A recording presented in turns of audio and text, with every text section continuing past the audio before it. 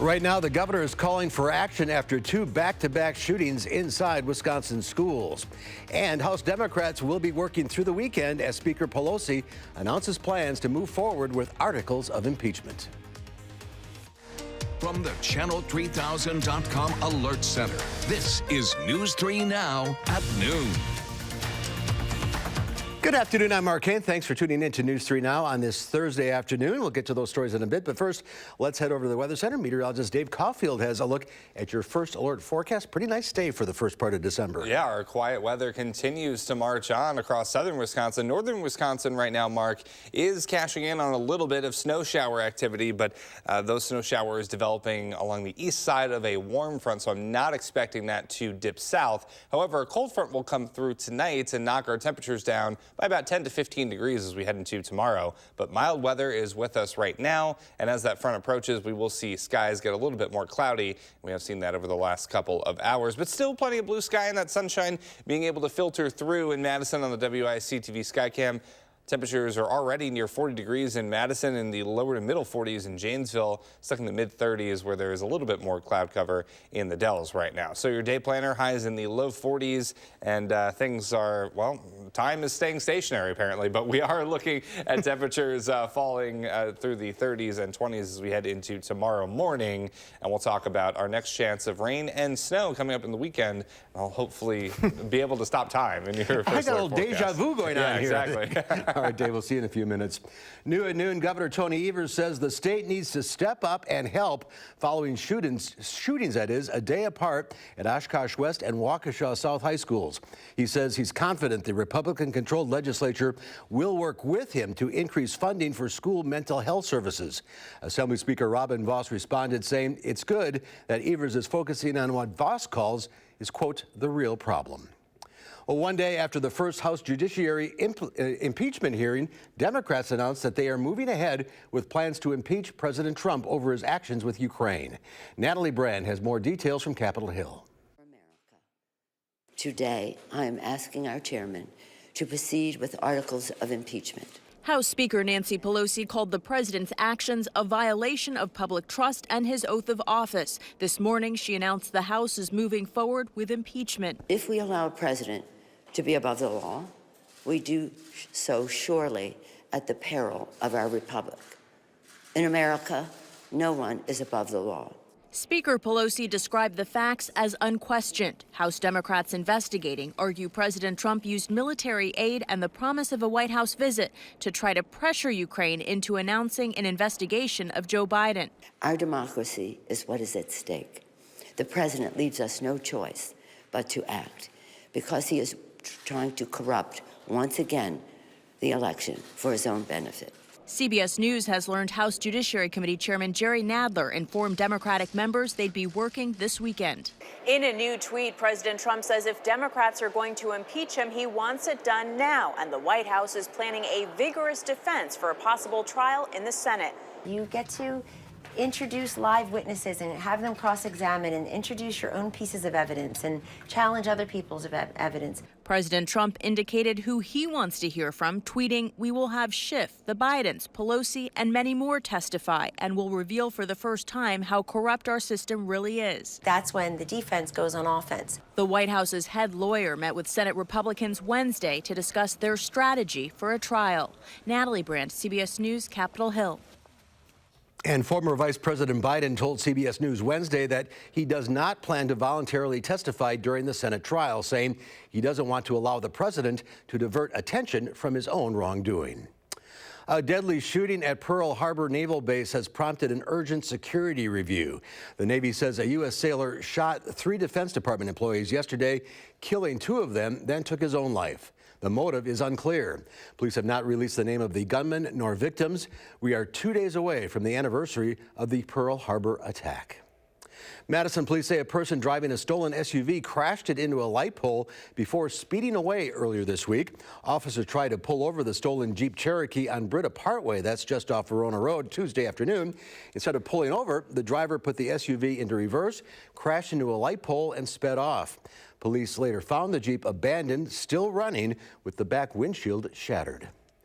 The Madison Area Transportation Board is moving forward with a DOT proposal that would let you drive on the shoulder of the Beltline during peak traffic hours. They're calling it dynamic part-time shoulder use, and it passed on a 10-3 vote. Supporters of the project say the pavement is already there, and it'll make commute times more consistent. People against the plan say narrow lanes are more dangerous, and it could make it harder for first responders to get to calls. The DOT will be doing an environmental noise study on the project early next year before any construction can happen. The lift bridge at Duluth Harbor is covered by heavy ice and stuck in the down position. The aerial lift bridge has been stuck since Monday, despite efforts by city crews to de-ice the structure. They tried a test lift, but bridge motors couldn't handle the excessive weight. It's causing a problem for shipping companies who are being forced to take the long way in and out of the harbor through the Superior, Wisconsin entry point. And new at noon, like Happy Days and That 70s Show, a new TV series could soon be set in Wisconsin. Deadline reports a half-hour comedy called The Biggest Star in Appleton is in development for the streaming service Disney+. It's said to star Kristen Chenoweth, who's known for her roles in Pushing Daisies and Glinda in the musical Wicked. She's a Wisconsin mom and waitress who loves community theater. And a popular Chicago-based deep dish pizza chain is no longer coming soon to Madison. In January, Giordani's marked Madison on its website as a place it intended to open soon. According to a spokesperson, the negotiations for a location here haven't gone as planned. The only future location listed on their website now is Canton, Ohio. That's too bad. There's more to come on News 3 Now at noon. Up next, we'll see what Howard's working on in the Mr. Food Test Kitchen. How about bringing a new main course to this year's holiday table? It's like inviting your funny neighbor from down the street. Once everyone's introduced, they'll want it back year after year.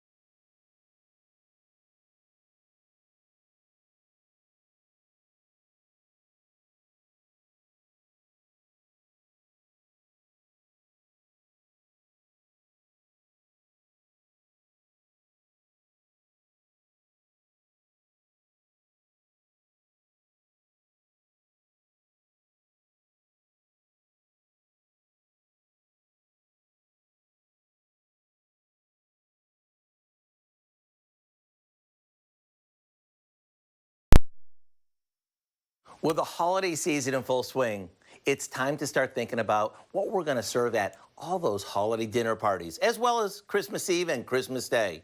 We all know that we're not going to give up Mom's glazed ham or Dad's slow-cooked turkey. After all, those are part of our traditions. However, with many of us wanting to eat better, we've come up with something new that's tasty and easy. We start by preparing a package of quick-cooking cornbread stuffing mix according to the package directions, except we add some dried cranberries to it. Then we season some U.S. farm-raised catfish fillets with a bit of onion powder, salt, and pepper. We place a spoonful of our stuffing in the center of each fillet and roll them up. You see, that's what I like about U.S. farm-raised catfish. It's fresh tasting and holds up really well in recipes like this. Now we slather them with some melted butter that we've seasoned, and into the oven they go. These take just minutes and are a welcoming change of pace main dish this time of year. And I bet you these will be the talk of the table. To get the recipe for our holiday stuffed fish fillets, simply visit our website. I'm Howard in the Mr. Food Test Kitchen, where today we found a fresh-tasting, farm-raised, and sustainable way for you to say, ooh, it's so good. Thank you, Howard. Next at noon, another day of mild temperatures. We drop a bit colder tomorrow, but warm up again for the weekend. Dave has your first alert forecast next.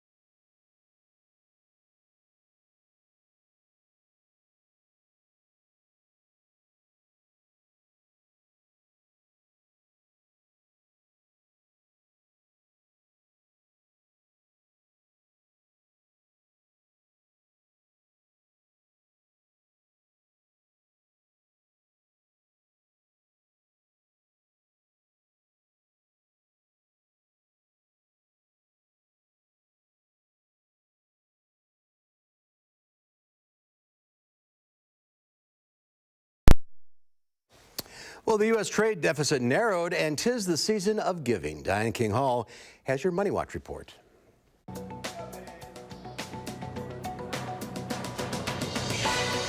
The U.S. trade deficit narrowed in October. According to the Commerce Department, the trade gap fell 7.6% to $47.2 billion. The politically sensitive trade gap with China fell 1.1%.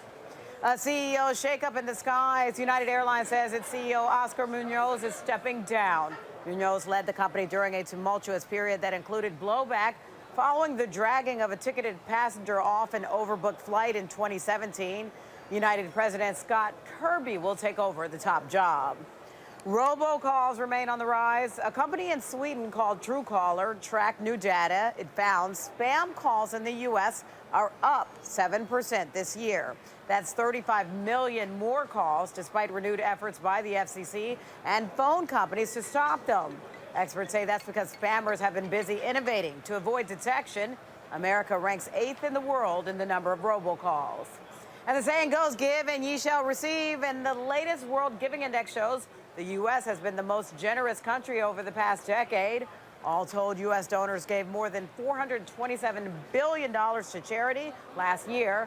But which states are the most altruistic? According to personal finance site WalletHub, Minnesota is the most charitable, followed by Utah and Maryland. And that's your CBS Money Watch report. For more, head to cbsmoneywatch.com. At the New York Stock Exchange, I'm Diane King Hall. Diane, thank you. Let's check Wall Street at the noon hour. The Dow Industrials down 40 points. The NASDAQ off 11. The S&P 500 down a little over 2. Let's check in now with Q106 Farm Director Pam Yankee. She is in the radio barn with all of the farm numbers. Hi, Pam.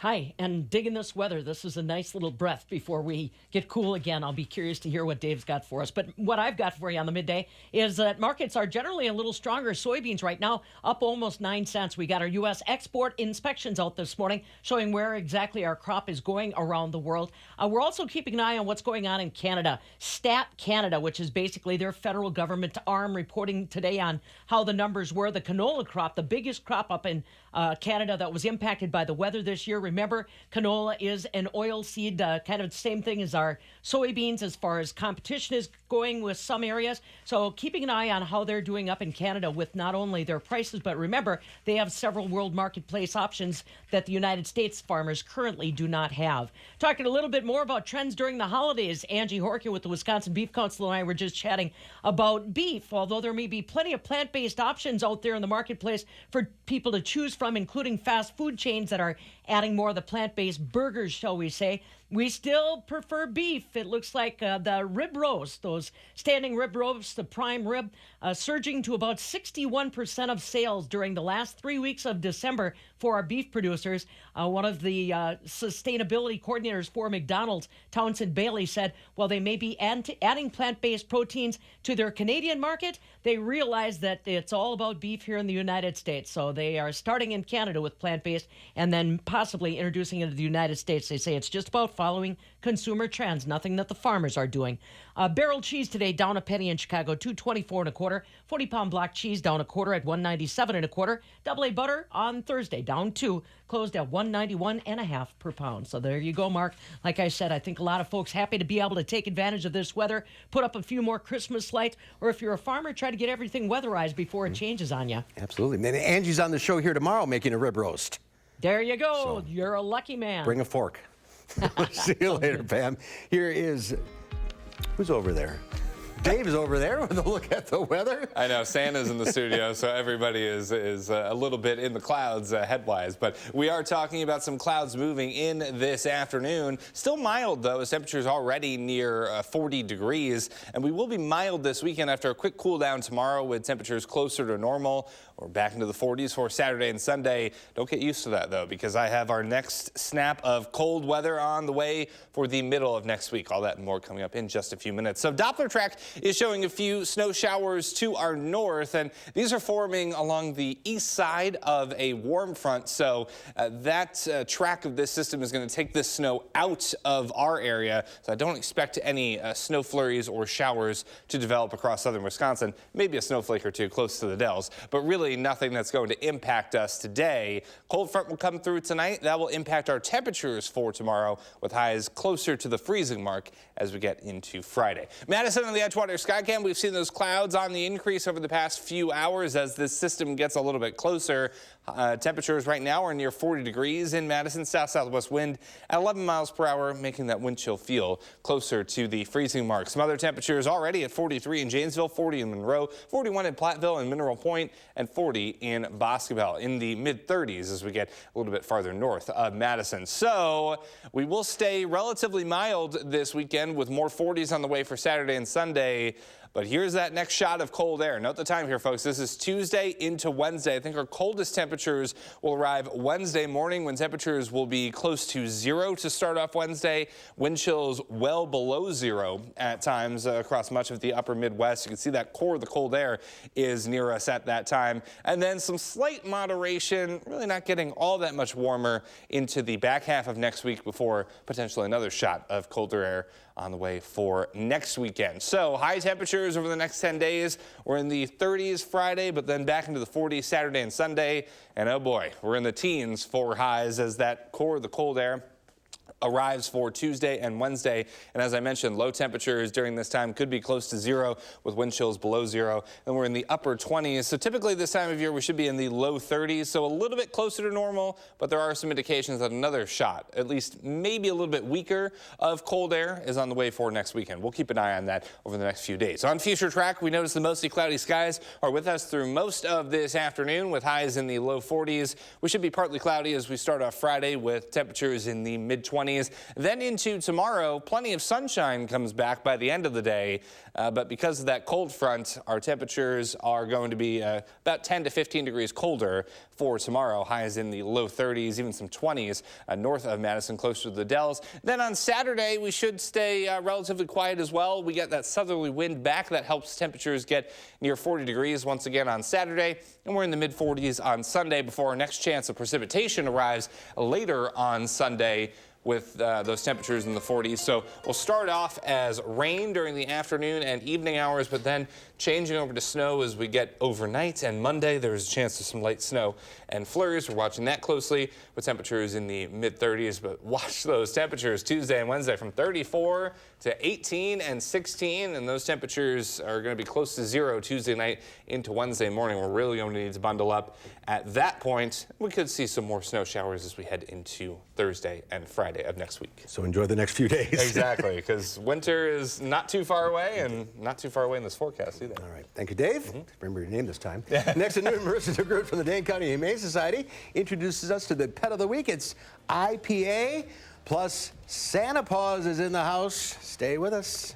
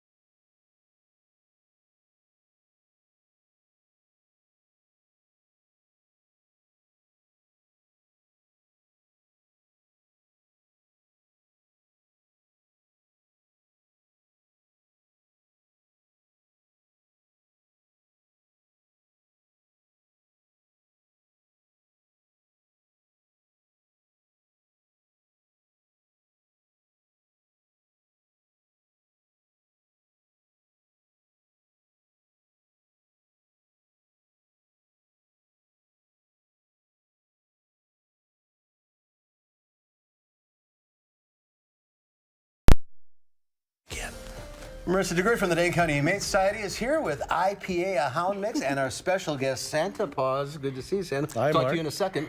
Marissa, first tell us about this young lady here. So IPA here is just one of those girls that as soon as you meet her, you can't stop smiling. She just has, if you can see it, the best big old hound face. Yeah, she is there a hound. There we go. Yeah, she is a 5-year-old hound mix. And even though she looks a little more gray in the face, she definitely has that energy level of a young adult. She's got a white face. Yep. So she's looking for a family that can kind of keep up with that energy. She loves to run around. She loves walks, and she loves having her voice be heard. So probably best in maybe a single-family house, since she does have that big old boisterous hound voice. She's a hound. She is a hound. And needs that voice. And she was came here from Richmond Center? Yep, she came over from another local shelter in Wisconsin, and along with a bunch of other dogs, all with beer names, including a dog named Beer. Well, that'd be, you can always change the names, right? Yeah. I like that. And so she is just a sweet girl. I think she's going to fit in well with a lot of different families, as long as you can give her a nice slow intro to any other pets or people in the house. All right. And Santa, you're going to be busy especially busy on Saturday. Especially busy on Saturday, down at the dog hut from 8:30 to 11. I'll be taking pictures with pets, and all the money raised is going to the Humane Society. And where's the dog hut? It is actually really close to the Humane Society. It's in McFarland, and so you can come down there with your pets and your pups. And Santa here just loves all the animals. That's why he's doing this for the Humane Society, and you won't find a guy that's going to pose better with your pups. So it's this Saturday, 8:30 to 11 at the Dog Hut on Triangle Street in McFarland, and all of the money goes to the Humane Society. That's correct. How much does it cost? It is a $5 donation. All right, and 2 weeks ago, we had Miss Buffy there, and believe it or not, she still is available. Really? She's hanging out in my office actually right now. So you can come on down and meet Buffy and IPA today. She was a sweet girl. All right, let's get everybody home. Happy holidays. Merry Christmas, Thank you, Santa. Mark. And we'll hope you have a big turnout on Saturday. Thanks, Marissa. Thank you. Go to the website, giveshelter.org, for information on all the pets available. 838-0413 is the number to call. 0413. Yeah, okay. Here's Dave with one final check your forecast. Well, Mark, even though we have mostly cloudy skies this afternoon, temperatures will still be mild in the low 40s, and we should see those clouds break a little bit by the time we get into tomorrow. But because of a cold front, we're about 10 degrees colder in the low 30s, back into the 40s for the weekend, though. All right. Thank you, Dave. Thanks for watching, everybody. We'll see you back here at 4. In the meantime, have a great afternoon.